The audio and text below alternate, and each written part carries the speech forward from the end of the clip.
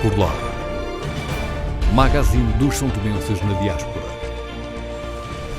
Reportagem de Jerónimo Muniz e realização de Milton Medeiros. Nós por Lá. Todas as quartas-feiras na TVS. Mais de 25 anos de conhecimentos e partilha da experiência, contribuindo para realizar sonhos, construir vidas, realizar projetos, apoiando causas sociais, apoiando a saúde, a educação, cultura e o desporto, procurando sempre estar mais próximo dos seus clientes, quer sejam famílias, empresas, estabelecendo parcerias e parceiros para melhor servir a cada dia os são-tomenses, contribuindo para o desenvolvimento económico e social do nosso país. Banco Internacional de São Tomé e Príncipe, o nosso banco, desde sempre, para sempre. Nós por Lá. Sejam bem-vindos ao programa Nós por Lá. Hoje, nesta edição, temos como convidado o Armindo Seita Espírito Santo, ele que é economista, professor universitário, investigador científico do ISEG. Ele também já desempenhou funções importantes em São Tomé e Príncipe, nomeadamente foi administrador não executivo do Banco Internacional de São Tomé e Príncipe, um cidadão são-tomense que reside aqui em Portugal. Armindo Seita Espírito Santo, sejam bem-vindos então ao programa Nós por Lá. Para o melhor conhecimento dos telespectadores, diga-nos quem é Armindo Seita Espírito Santo. Agradeço, portanto, o convite que me foi feito para estar neste programa. Este é o 45º aniversário da independência de São Tomé e Príncipe. Boa tarde a todos os são-tomenses.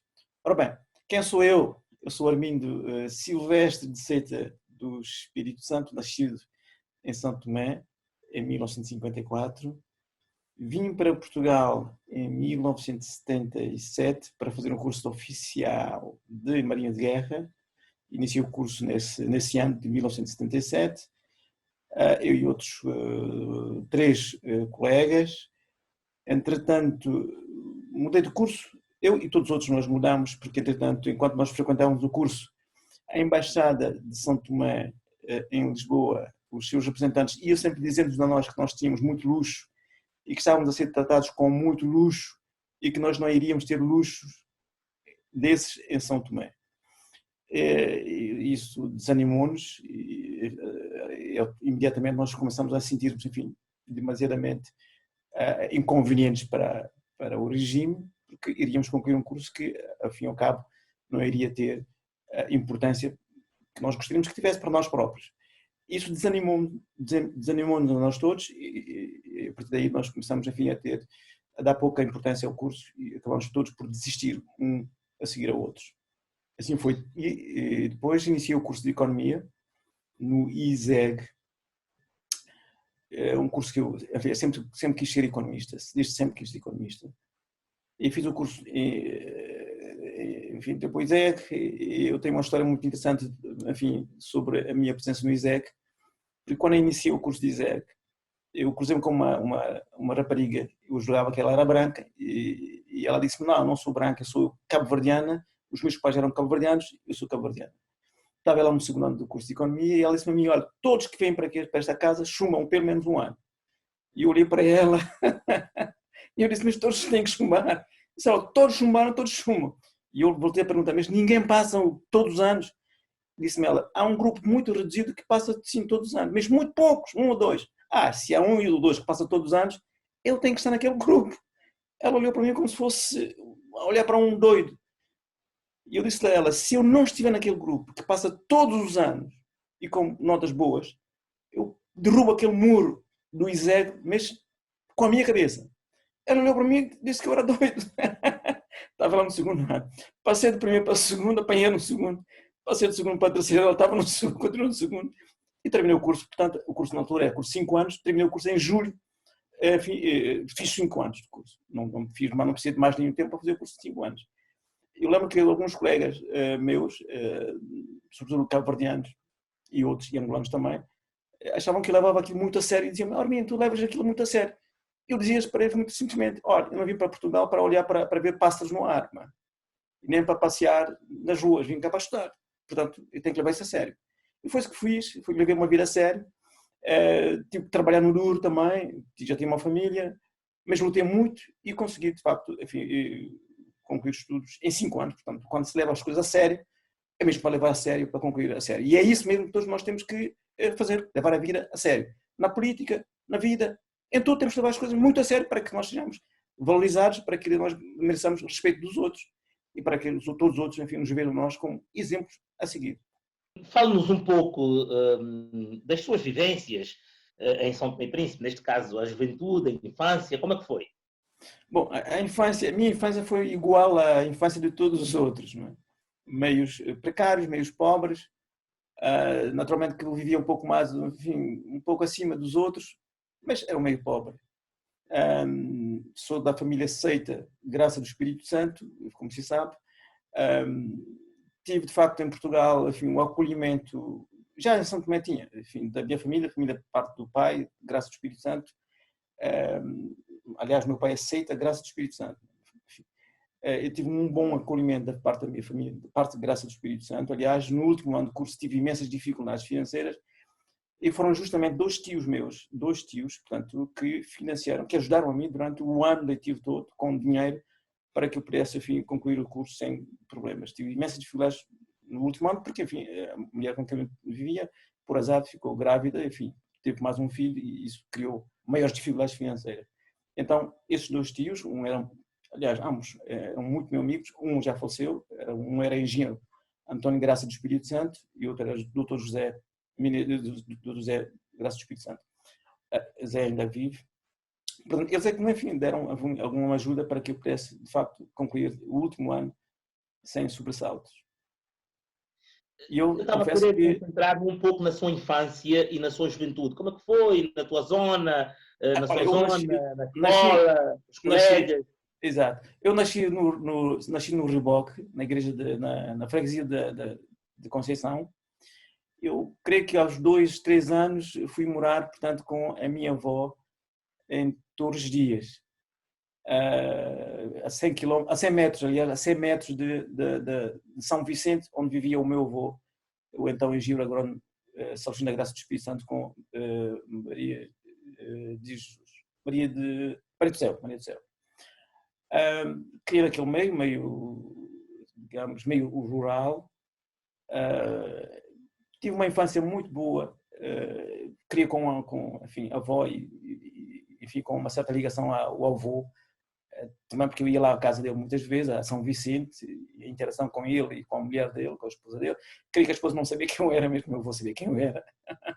Havia esta enfim, relação. Toda a gente sabe que a educação da avó é uma educação super protetora. Tive uma educação com muita proteção, com muitos cuidados, com muitos carinhos. Portanto, nunca ouvi um grito, nunca ouvi insultos, nunca ouvi coisa nenhuma durante toda a minha infância. Portanto, foi uma infância muito tranquila, muito boa.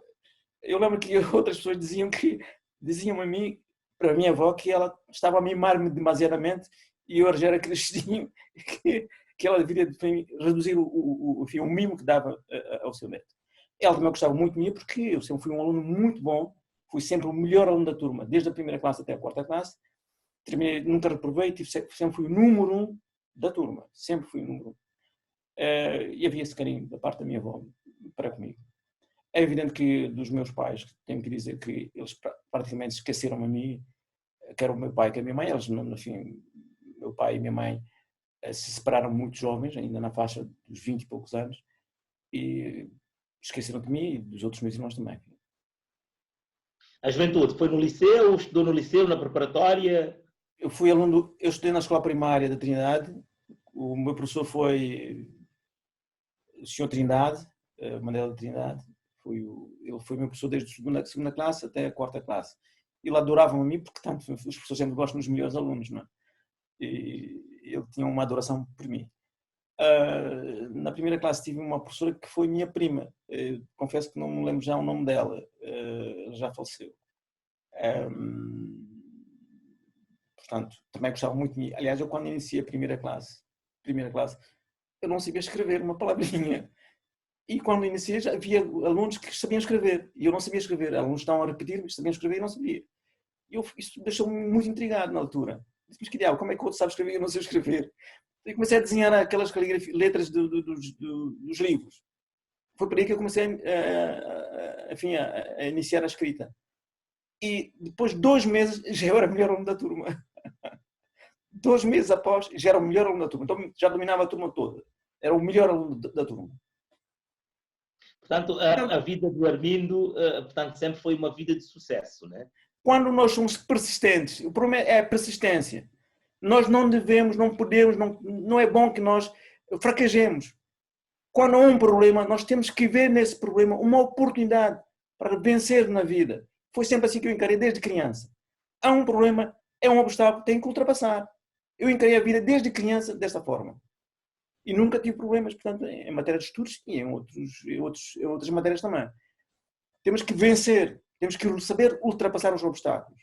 E esta é a ideia que eu passo a todos. E sou muito exigente comigo, sempre fui muito exigente comigo mesmo e também o sou para com os outros todos.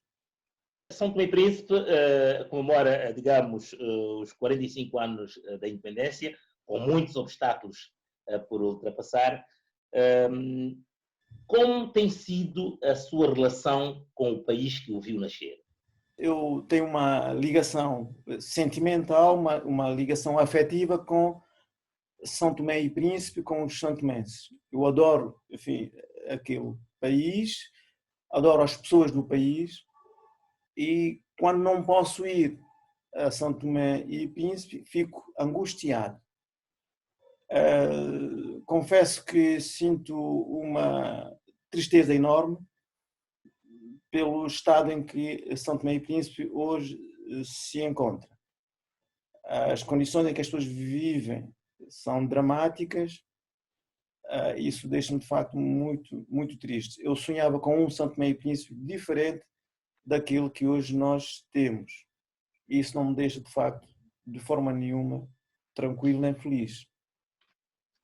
Eu questiono muitas vezes o que é que se fez ou o que é que não se fez para que não se tivesse hoje um São Tomé e Príncipe diferente daquilo que hoje se tem. Eu lembro muito bem que lutou-se pela independência para que a vida em São Tomé e Príncipe fosse melhor.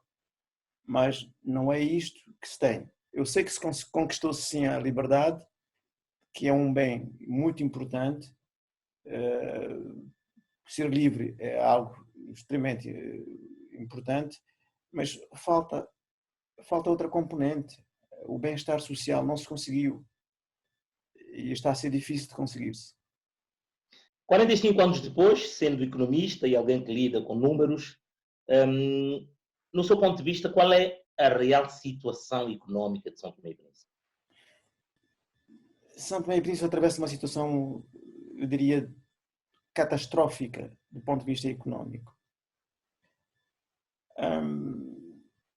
Houve, digamos, descuido a vários níveis. Não se levou em consideração várias dimensões do desenvolvimento. Para explicar a catástrofe da situação atual, basta dizer que temos um déficit crónico na balança corrente, portanto, importamos mais do que exportamos, isso de forma persistente, de forma permanente. Temos um déficit orçamental permanente. O orçamento em si já é um orçamento de sobrevivência, um orçamento com valores, enfim, mínimos. Porquê? Porque se faz orçamento à espera que sejam os outros a ajudar com receitas para financiar as despesas públicas. Portanto, somos um país em que não há viabilidade económica, não há uma economia que possa gerar fluxos económicos que gerem, portanto, fluxos financeiros de sustentabilidade. Portanto, não temos uma economia sustentável, o sistema económico que nós temos não é sustentável e como o sistema económico não é sustentável, ele não vai garantir, não pode garantir a sustentabilidade das finanças do país. E quando uma economia não garante a sustentabilidade das finanças do país, o país anda a zigue-zague, não consegue resolver os problemas, não consegue atender às necessidades das populações e é um país, portanto, do ponto de vista económico, como já expliquei várias vezes, ele é inviável. Agora, é preciso perceber o que é São Tomé e Príncipe. São Tomé e Príncipe é um pequeno país insular. Era bom que os políticos, ou teria sido bom que os políticos, logo à data da independência, tivessem essa percepção, como fizeram os cabo-verdianos. Ter a percepção de que se tratava de um pequeno território insular, num pequeno país insular e até isolado. Quando um território é pequeno, ele é insular, é pequeno e é isolado, não tem recursos naturais que lhe permitem, portanto, obter uma renda vitalícia, e a questão da renda vitalícia também é discutível, ele tem que encontrar outros caminhos para obter recursos para realizar, para financiar as suas despesas e viabilizar a sua economia. Os políticos são-tomenses não interpretaram desta forma, entenderam que a economia agrícola era a economia que iria resolver todos os problemas de São Tomé e Príncipe. Isso provou que não. Aliás, já no período colonial, durante todo o período colonial, mesmo desde o século XV, XVI, se sabia que, se sabe, pelo menos eu sei que o território não produzia para gerar riquezas. Se os brancos que lá andaram, os colonialistas, não os colonos, que lá andaram, ganharam algum dinheiro, não ganharam à custa do território em si, ganharam à custa dos africanos. Ou porque os vendiam, no século XV, XVI, XVII, os vendiam para outros lugares, ou porque punham um africano a trabalhar no lugar de 3 ou 4. Era assim que eles ganhavam a vida. Portanto, não é que a terra fosse rica. Portanto, é uma ilusão, é uma fantasia total pensar que São Tomé e Príncipe, enquanto território, que gerava riqueza. Nunca gerou. Mesmo, e nunca foi o grande produtor de cacau, como se diz. A não se para aí a dizer que foi o grande... Produziu um pouco mais, 1 quilo ou 2 quilos, mais do que certos países da América Latina. Mas não muito mais do que isto. E durante poucos anos, 2 ou 3 anos apenas, é que isso aconteceu. Portanto, uma coisa pequenita não tem como produzir muito mais e garantir a riqueza que as pessoas diziam. Aliás, o regime colonial português andou para aí a propagandear que era um território rico, é por razões mais propagandísticas. Não é que fosse um território rico, que não tinha riqueza nenhuma. Tanto mais que eu acho que os colonialistas estavam desejosos em que o país se libertasse das suas mãos.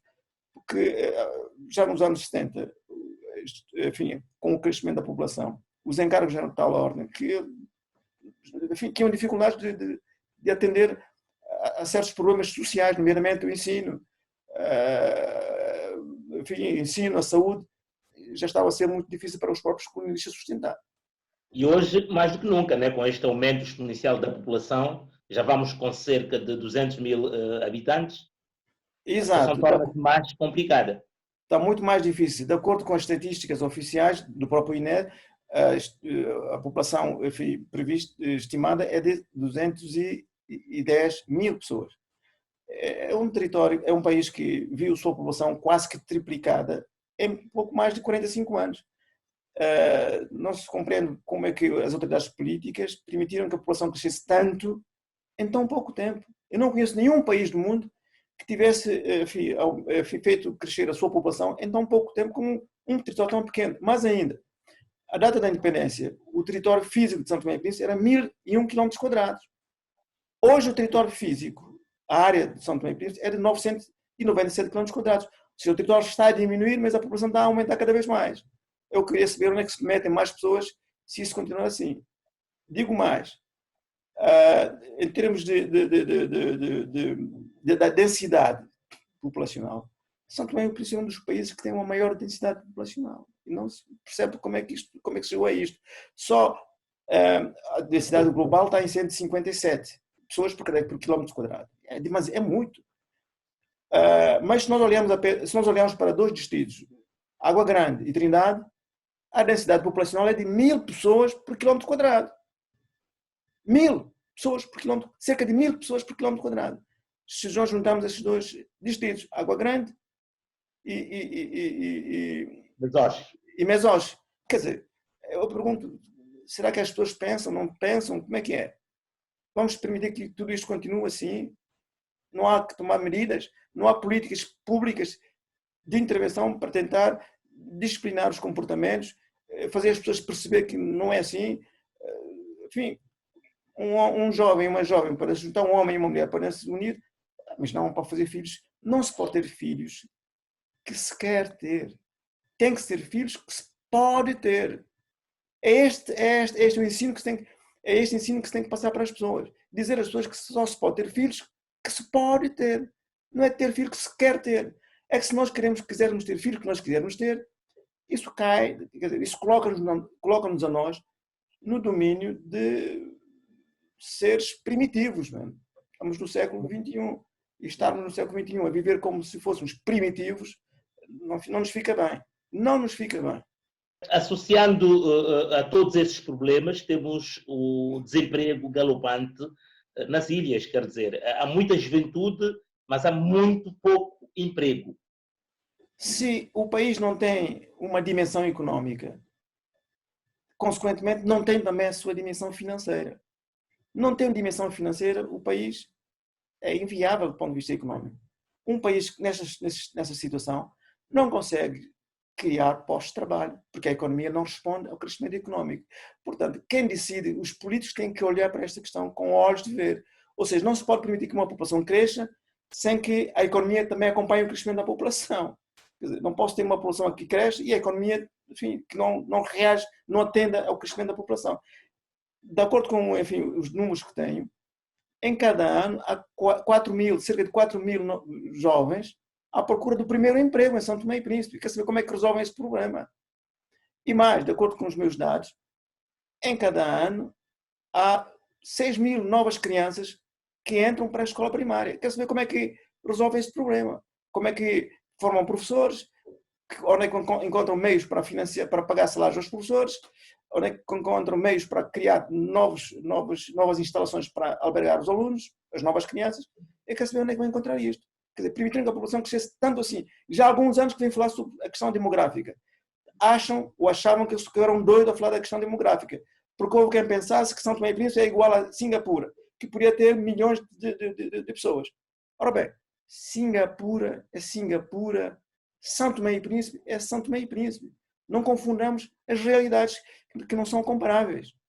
E São Tomé não é Taiwan, São Tomé não é Hong Kong, não é coisa nenhuma. São Tomé e Príncipe é São Tomé e Príncipe, com os problemas que tem. É assim que tem que ser visto. Portanto, não há como resolver a questão colocada, não há resposta. Portanto, isso vai gerar mais caos. Mais caos. O meu problema é este, e fico constrangido com tudo isto, que é saber se a ideia das pessoas é permitir que a população crescesse como cresce, para depois exportá-las para fora, para incentivar a imigração. Eu devo dizer a todos que a Europa não quer cá africanos. A Europa prefere asiáticos, porque eles têm um nível de desenvolvimento humano superior aos africanos. Esta é a realidade. Portanto, os europeus não querem cá africanos, porque interpretam que os africanos não são desenvolvidos. Têm uns comportamentos, uns valores culturais muito primários e não os querem cá. Portanto, os africanos todos têm que começar a pensar sobre esta questão fundamental. E que recomendações neste sentido daria às autoridades, de forma geral, e à sociedade civil para lidar com este problema económico grave? Bom, eu diria aos poderes políticos e também aos poderes públicos são-tomenses e aos partidos que os sustentam para que convirjam para um consenso, gerem um consenso fundamental de entendimento entre eles. Este é o primeiro ponto. O segundo ponto é a questão das diplomacias, porque não há solução económica para São Tomé a partir de estruturas económicas, porque elas não existem, mas pode haver respostas para os problemas são-tomenses a partir das diplomacias, diplomacia política e diplomacia económica. Até há uma outra, que é a diplomacia estratégica, se soubessem trabalhar estas diplomacias. Ou seja, é preciso que os políticos são-tomenses entendam uma vez por todas o que é São Tomé e Príncipe. Percebam o que é este território, o que são as pessoas de São Tomé e Príncipe. E têm que perceber, compreender a realidade do país, para não entrarem em atropelos sistematicamente como têm feito. Sobretudo em relação a questões geoestratégicas, quer económica, quer política e tudo mais. Portanto, os políticos têm que ter uma linguagem, um discurso e uma postura que permita que os que podem dar ajuda, os doadores, olhem para São Tomé e Príncipe com um outro olhar. Se continuarem, portanto, a atuar da mesma forma, então deixarão de ter ajudas, como elas começaram a diminuir desde 1996. Eu chamei a atenção para isto em livros que eu publiquei, mas parece que não ligaram nenhuma ao que eu tenho dito. Portanto, é através das diplomacias, a diplomacia económica e a diplomacia política, que São Tomé e Príncipe consegue obter fluxos externos para viabilizar as suas necessidades e promover alguma ação de desenvolvimento. De outra forma, não é possível porque não há base económica para sustentar as finanças públicas de maneira, portanto, a viabilizar toda a atividade económica em São Tomé e Príncipe.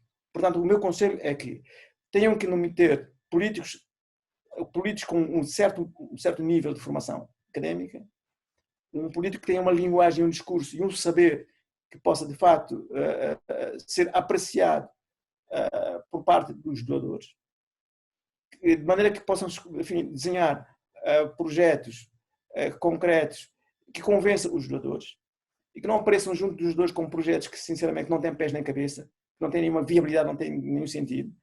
Têm que ter um discurso, portanto, adequado, não podem entrar em atropelos, não podem estar a nomear representantes de São Tomé e Príncipe, estrangeiros ou nacionais, sem credibilidade, sem informação, pessoas criminosas, e fazendo isto, isso vai enervar os doadores e isto prejudica duramente São Tomé e Príncipe, porque São Tomé e Príncipe é um país que depende da ajuda de terceiros.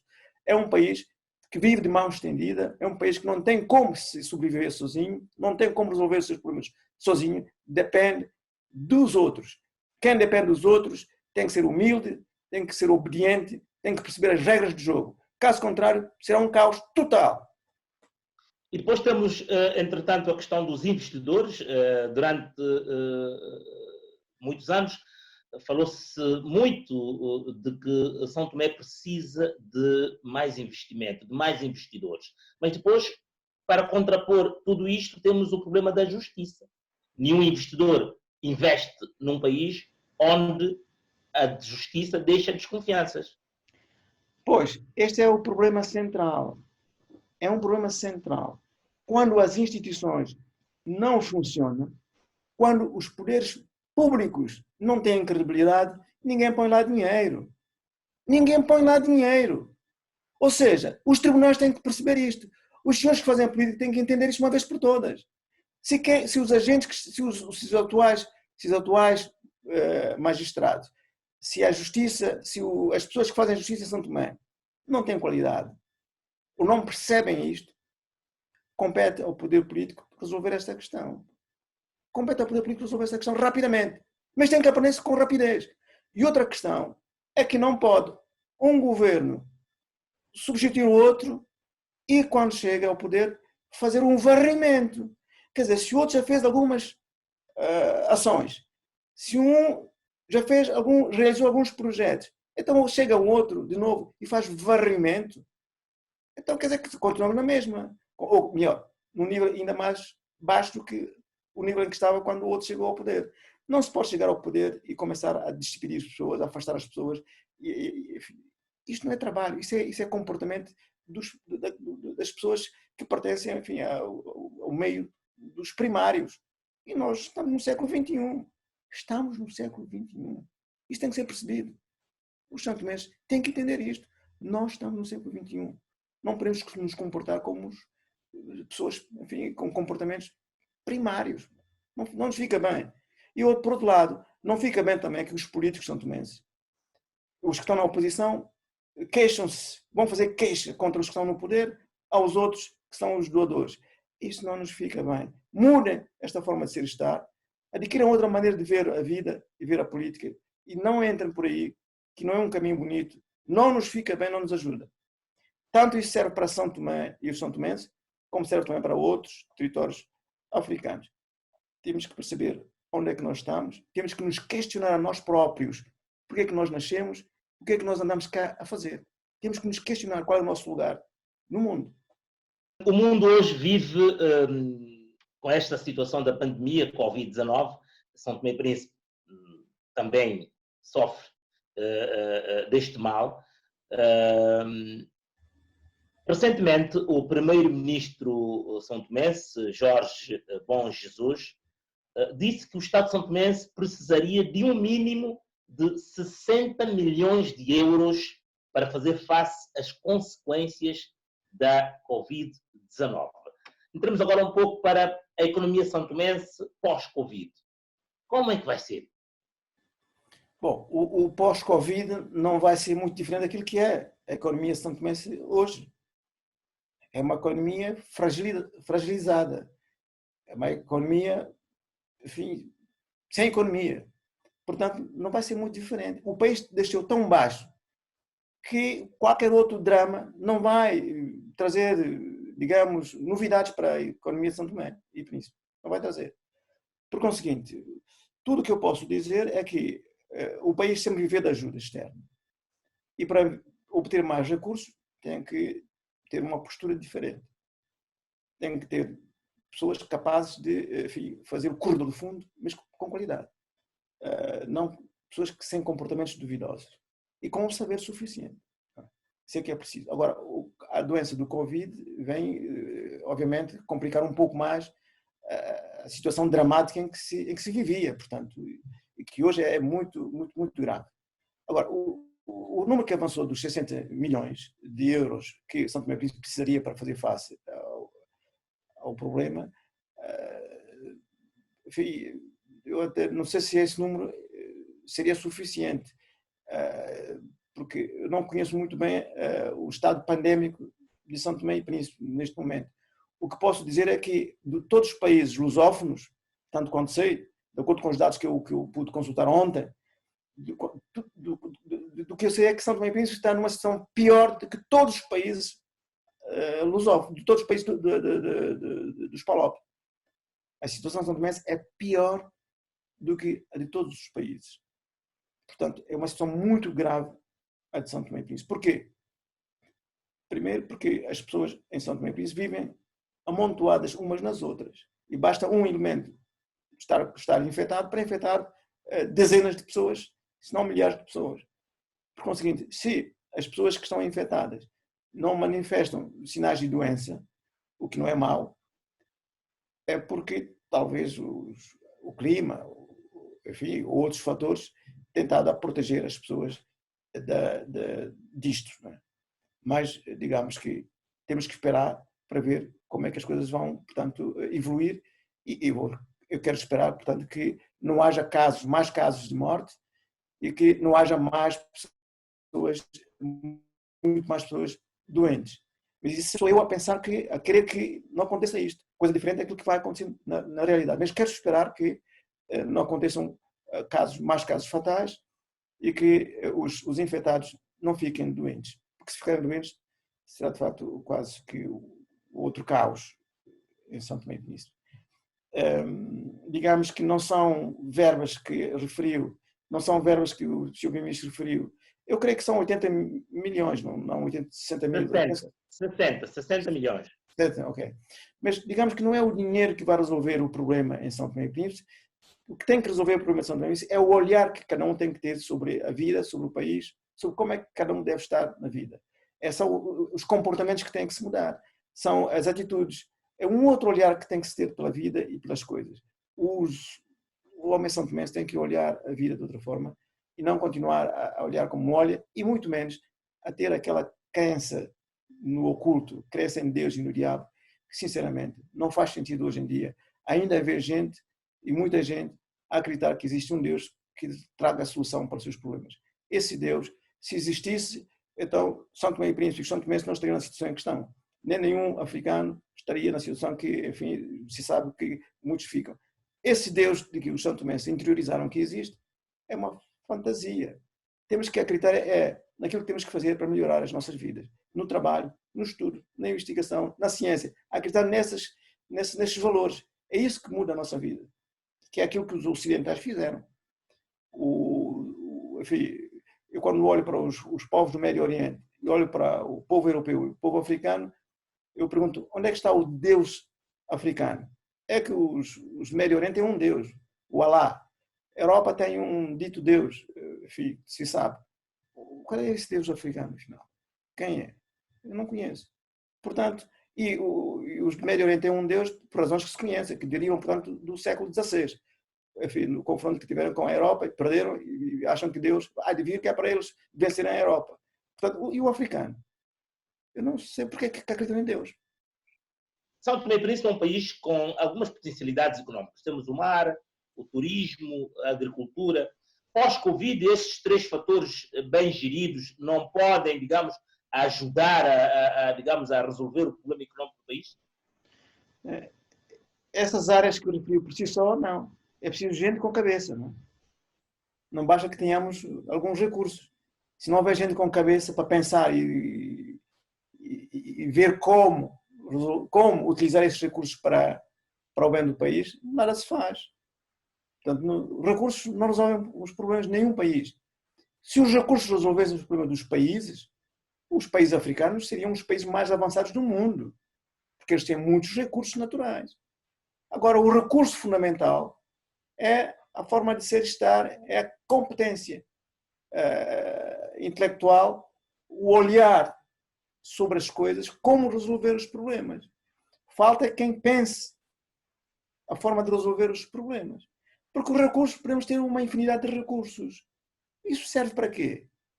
Para os outros explorarmos. Ponto final. O que nós precisamos é de gente capaz de olhar para os recursos que há e ver em que medida é que esses recursos podem ser utilizados para o bem do país. Esta é que é a questão central. Como utilizar esses recursos para o bem do país? O mar que temos, o nosso mar, é um mar que não tem muito peixe. Para já, se é por aí, é um mar pobre em peixe. Eu já expliquei isto na minha tese de mestrado de 1992. Está mais que explicado. O nosso mar, a nossa costa é inclinada, portanto não permite, não gera peixe. Tem mais peixe na Ilha do Príncipe do que São Tomé, porque a plataforma do Príncipe é vertical, enquanto a plataforma de São Tomé e Príncipe é oblíqua. Portanto, não proporciona a geração de espécies marinhas. Mas, quer dizer, mas isso não é um problema. Se o país tivesse competência, digamos, técnica, competência tecnológica, tivesse outras competências políticas, de gente que sabe saber fazer, saber e saber fazer, combinar no saber com o saber fazer, podia-se negociar acordos de pesca com outros países, nomeadamente Angola, e colocar nossos especialistas em pesca a pescar em outras águas, como fazem, portanto, os países europeus que vão pescar nas nossas águas, não é?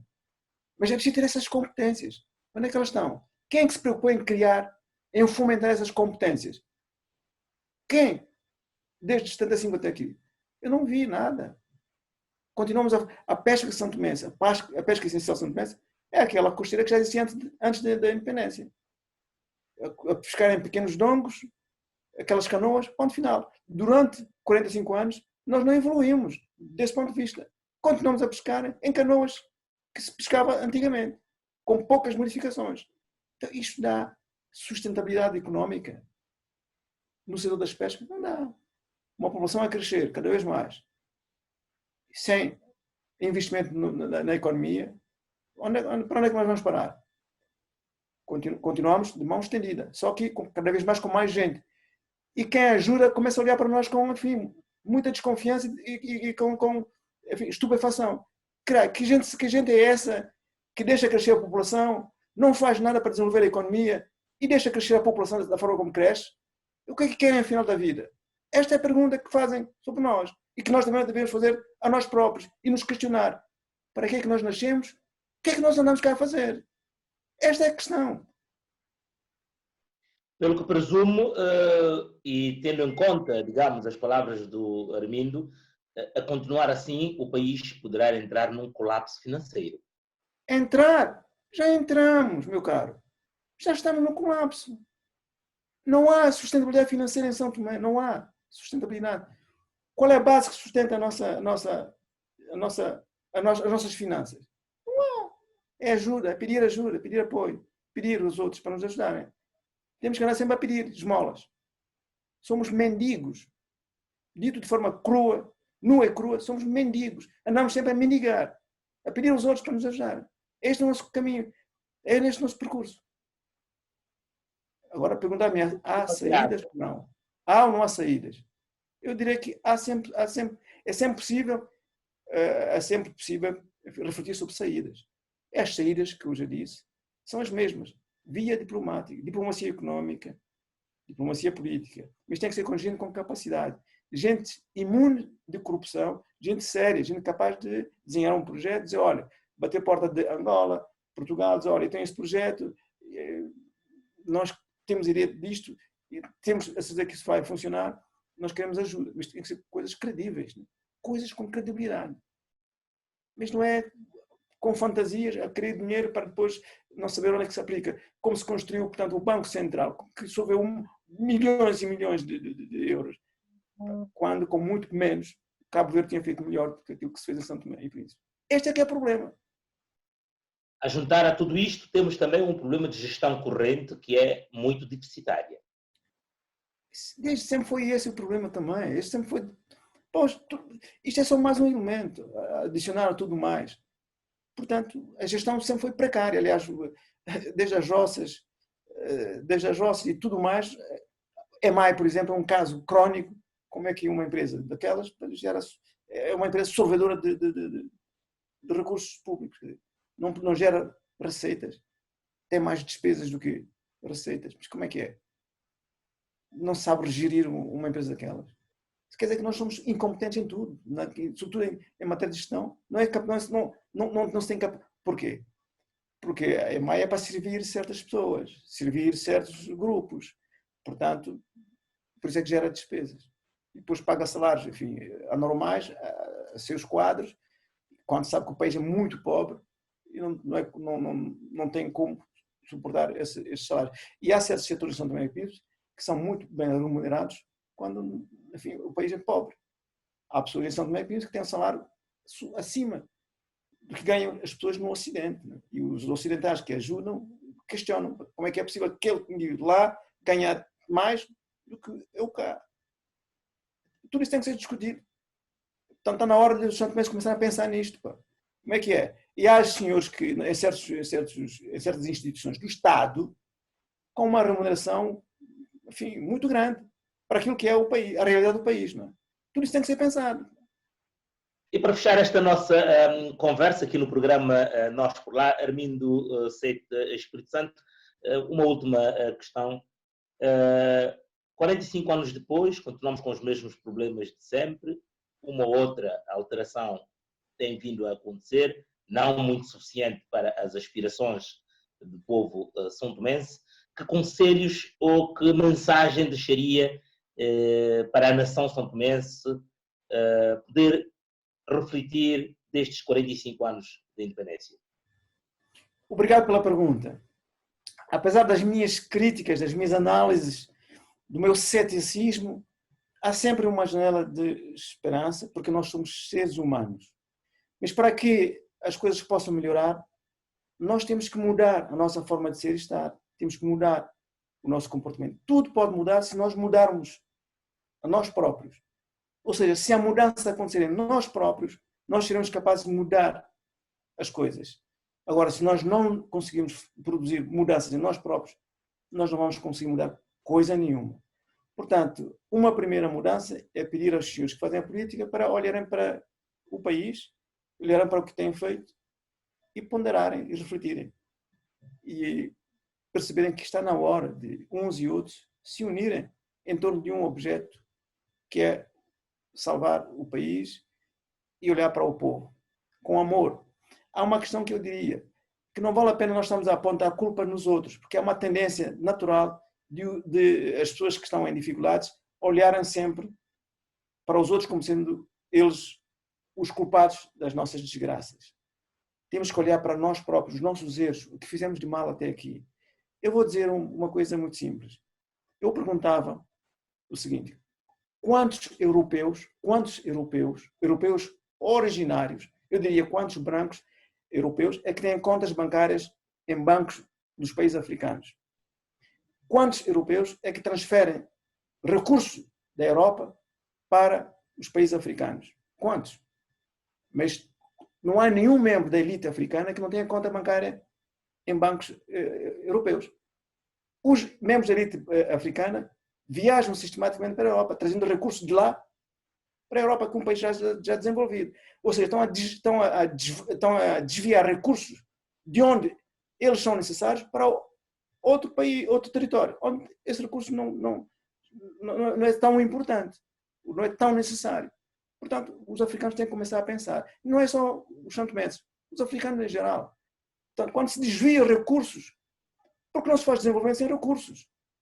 Precisa de recursos. Agora, tira esses recursos de onde ele faz mais falta, para pôr no outro, que já está mais desenvolvido, que está evoluído. Que brincadeira é esta? Onde é que nós queremos chegar? Esta é que é a questão. Portanto, os africanos têm que dar a volta à cabeça e mais. E não podem estar a acusar sistematicamente a Europa e os europeus de problemas que têm. Não faz sentido. Algum europeu pediu a algum africano para desviar recursos do seu território para colocar na Europa? Algum europeu pediu ao africano para, em vez de criar contas no seu próprio país, estar a criar contas na Europa? Transferir para a Europa? Nenhum europeu, que eu saiba, nenhum europeu disse isso. Então nós temos que encontrar culpas em nós próprios e mudar a cabeça, mudar a forma de ser e estar. Estas são as minhas mensagens. Obrigado, Armindo Seita Espírito Santo, ele que foi o convidado do programa Nós por Lá para esta edição que hoje dedicamos aos 45 anos da independência de São Tomé e Príncipe. Muito obrigado. Obrigado eu. Mais de 25 anos de conhecimentos e partilha da experiência, contribuindo para realizar sonhos, construir vidas, realizar projetos, apoiando causas sociais, apoiando a saúde, a educação, a cultura e o desporto, procurando sempre estar mais próximo dos seus clientes, quer sejam famílias, empresas, estabelecendo parcerias e parceiros para melhor servir a cada dia os santomenses, contribuindo para o desenvolvimento económico e social do nosso país. Banco Internacional de São Tomé e Príncipe, o nosso banco, desde sempre, para sempre.